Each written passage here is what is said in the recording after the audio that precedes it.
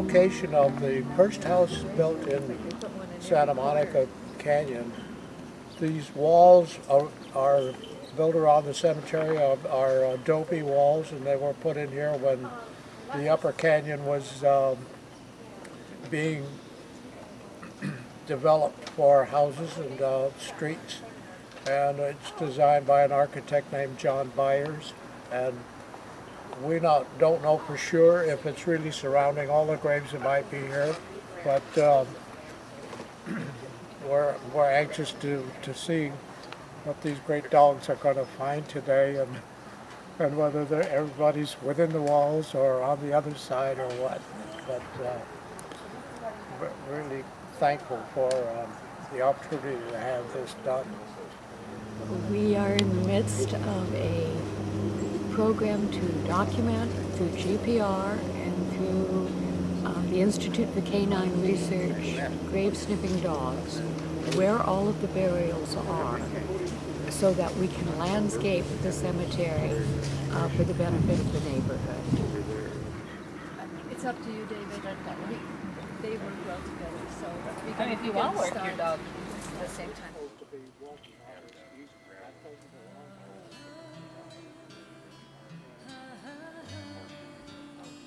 Nessie is our most experienced dog in the unit. She's a 9-year-old border collie who has been certified in human remains detection for 8 years. And she's certified in both historic human remains detection as well as regular human remains detection. She and her handler divide their time between working out of California and in the Czech Republic. They work with archaeologists in the Czech Republic investigating sites that are several hundred years old. In addition, they have been instrumental in organizing training sessions for law enforcement officers, handlers, and canines in the Republic. You'll notice that Nessie is a very calm, methodical searcher, and she, like the rest of the human remains detection dogs, works with her nose to the ground. Your other search and rescue dogs work with their noses in the air, and that's one of the differences in the way that our dogs are trained.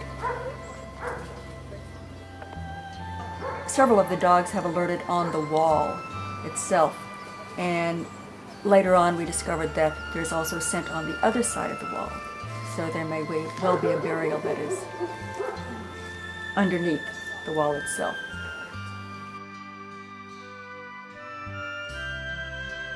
When she detects human decomposition scent, her alert is a sit, and that tells her handler that she has found scent.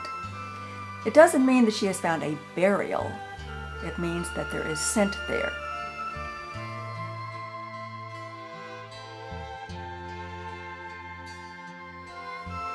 Our dogs take 1.5 to 2 years to certify as either human remains detection dogs or historic human remains detection dogs. The handlers are all volunteers, and they have a dedication and a passion to this sort of work. Once the dogs are trained, they are still in training sessions at least 3 times a week, and sometimes more. The dogs are very socialized because they have to be able to work around people, other animals, and many, many different situations.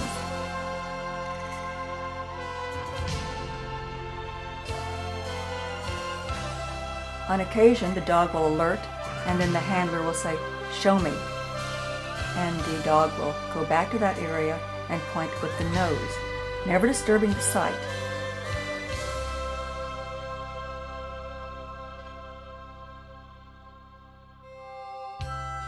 This is Emma, one of our oldest dogs. She's 9 years old, and she's only been certified for 2 years.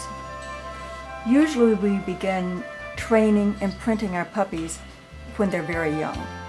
But she came to this as an older dog when she was 7 years old.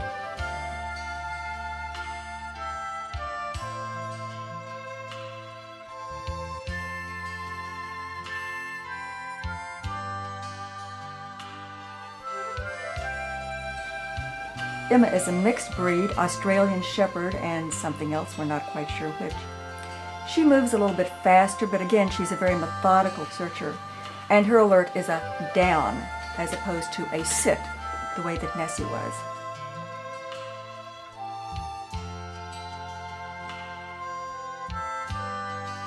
Emma is only certified in historic human remains detection.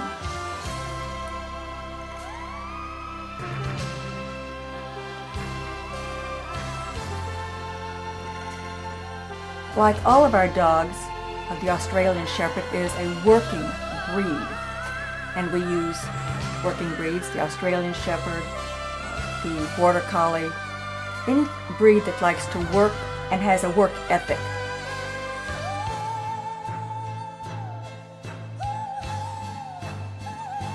The dogs are trained to work around the flags, and they are trained on negative flags, so that just because they see a flag doesn't mean that they should alert.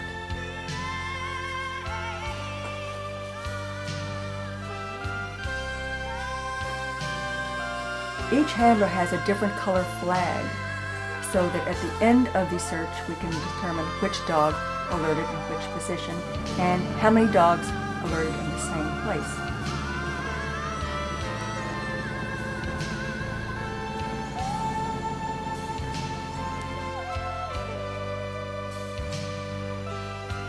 The dogs sometimes like to say hello to the camera.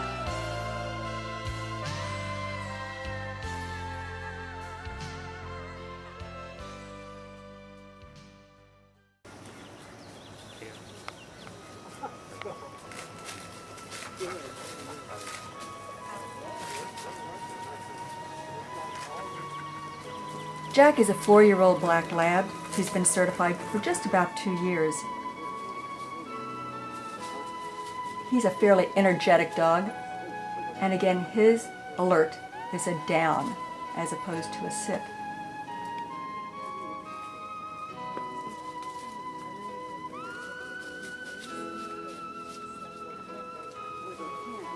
Because the scent rises from the earth when it's warm especially, sometimes the scent goes into the branches of the tree and the leaves, and so the dogs will check to see if the scent really is up there or whether it's down from the ground and has been blown up there by the wind.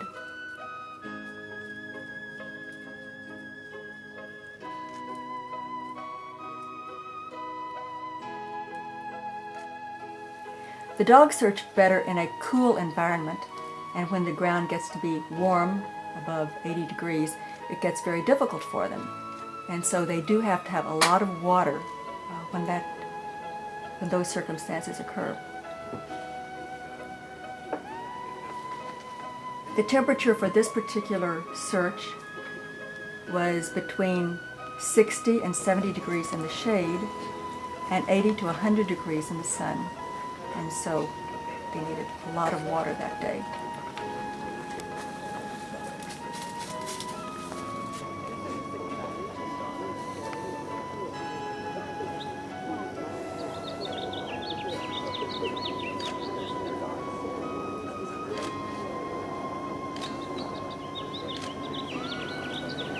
The dogs work for love, play, and food. It's all positive reinforcement.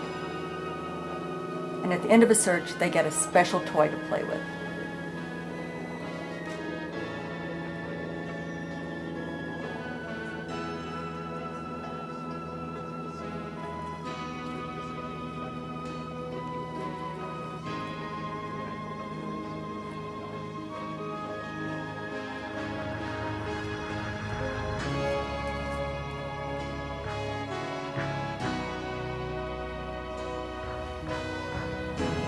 Besides archaeological cases, the dogs work cold cases for the law enforcement agencies. And sometimes the handlers and the dogs travel long distances in order to work these cases.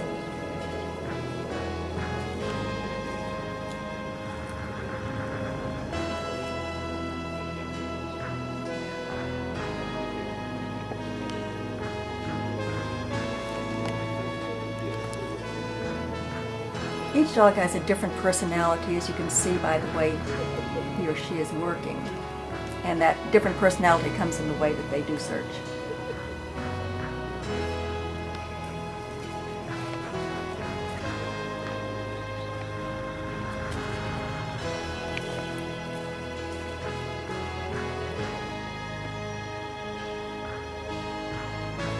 Rhea is another border collie. We like border collies. And she is a red and white one as opposed to the black and white ones we see so frequently. Her handler, Adela Morris, is on her 5th certified search dog. And I think that there are 2 more after Rhea. Rhea indicates with a down again.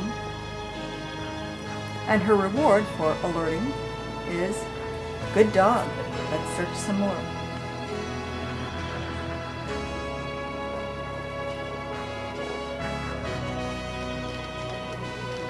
She's interested in the same place that the other dogs were interested.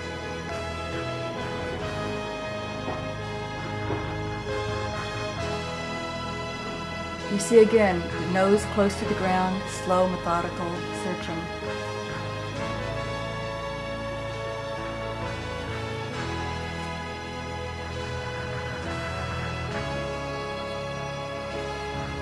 The handlers have to trust the dog. The handlers let the dog do the work, and then they encourage the dog to continue after the dog has found something.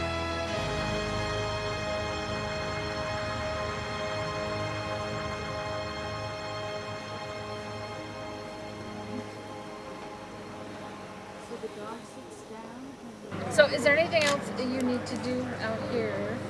I didn't cover from that last fight to that wall there, other than the gravestone area. So there's a little section I didn't cover, but I don't think I'll be able to do it. Okay. What about you guys? Is there anything you're going, I didn't do that and I should do that? I think I pretty much covered Okay. the whole area. Cover the inside and both sides outside the wall here, unless you want somebody else to go on the back side of the wall. So why don't we ask Trish her burning locations so we can double check that. And I actually saw different size coffins in there, which would be kind of strange when you think about it, because the wood would have been gone by now. And if it was a common grave, why would you see different lines? But I don't think he was manufacturing it because he was so shocked by the fact that it looked like he called it mass graves. And why would you have a mass grave? And then he told them about the beaches. But it was back, you started to mark it with, you've got 2 blue markers in it back there. I just didn't know if there were 13 people that you marked. Eva went back there. David is there right now.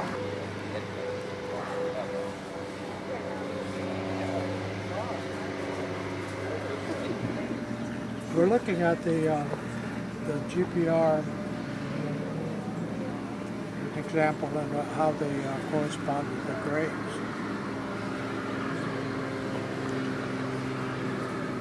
During the radar penetration, they thought the grave was on that side of the marker. And this is, I assume, is showing that it might be on this side of the marker. Usually the graves are done with the marker facing the grave, and the grave on this side. Northwest corner is possibly the mass burial site for the 13 family members. It was 13, right? There's 10. Or 10 family members that died of Seminole. They're consistent with the Dean Goodman's analysis. There's a lot of anomalies over in this northeast corner of the gravesite.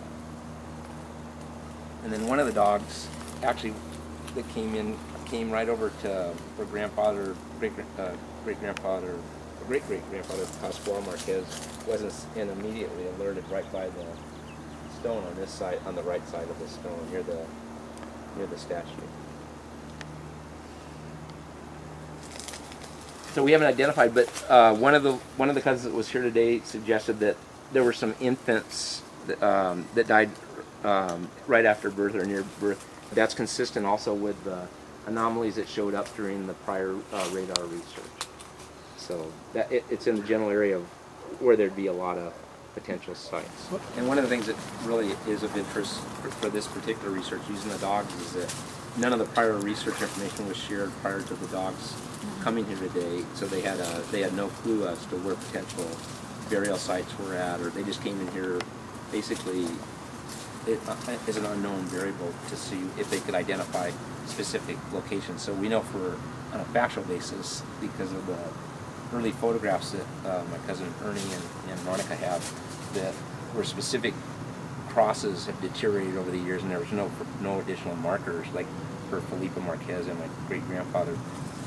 We still know we knew the approximate location, but your dogs sat exactly where Dean Goodman, the geophysicist, had the anomaly of the. They weren't buried on a straight angle like some cemeteries, more current that are short of land and everything's in a line. The family, the Rancho Boca de Santa Monica was 6,600 and something acres.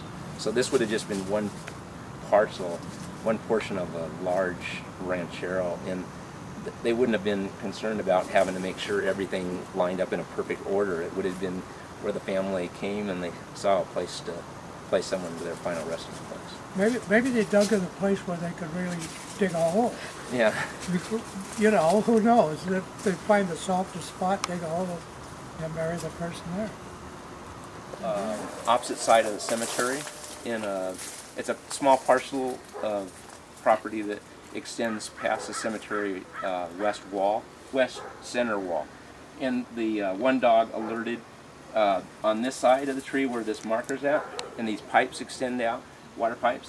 And then the dog also went around to the opposite side and alerted, but put its nose towards the tree, which indicates to the handler that there was another grave or an extension of the remains of this unknown family member that was buried on this side of the cemetery wall. And that we actually took photographs at the time, and then also the handler put some pieces of wood up on the wall after that to mark, so we have reference on the other side of the wall too. This is where the handler placed the first marker for the first hit on the back wall, on the opposite side of this wall, which is referenced in the cemetery by a measurement and the crack in the plaster. And then the dog went around the tree as I discussed, and then came around and with the nose pointing inward, alerted the handler that there was possible remains also on this side.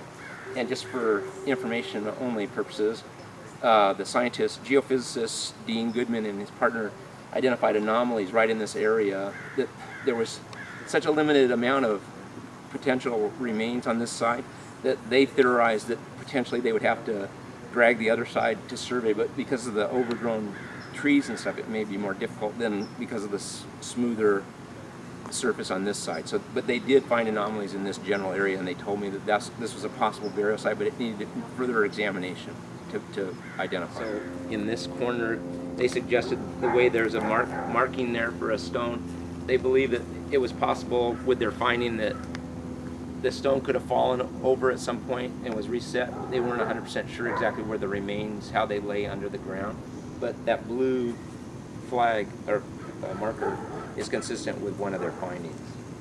They were not sure that there's evidence there's an anomaly that rests in this area that they weren't sure exactly if a part of the portion of the stone may have fallen off, or if this is the remains of marble.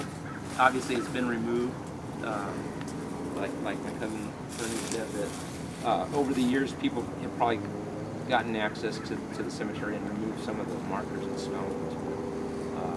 That's neither here nor there. The important thing today for our family is that the resting place to be properly identified, and that and as many family members as we can from all parts of our family can be identified that were put to rest here. Yeah. This is the other corner. This little blue one here may also be the same thing that happened on the back portion of the cemetery, where the two pieces of bark are put on the wall. That they believe that they extend the graves possibly extended farther out than the cemetery confines of the wall.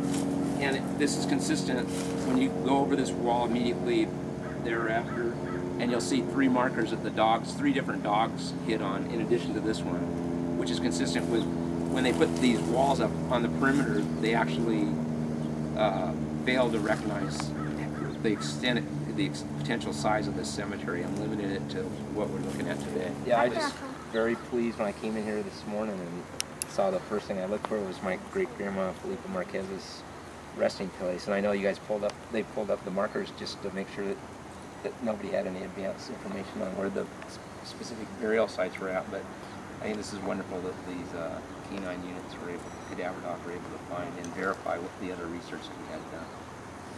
Love you guys. Love you, Mike.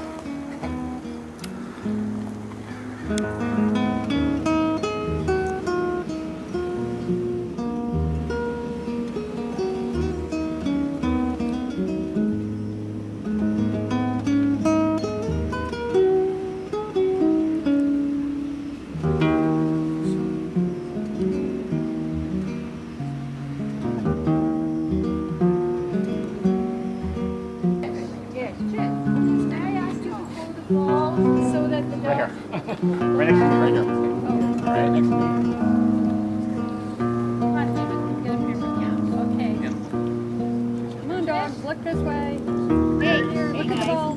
Hey guys. Hey.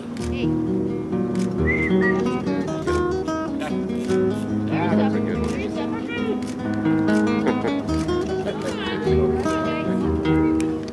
Oh, absolutely. You don't have to write it.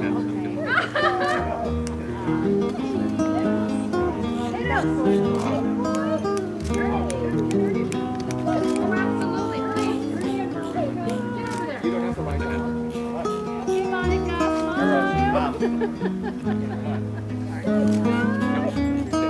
The Institute for Canine Forensics wants to thank the Marquez family for this opportunity to assist them in locating the graves of their loved ones.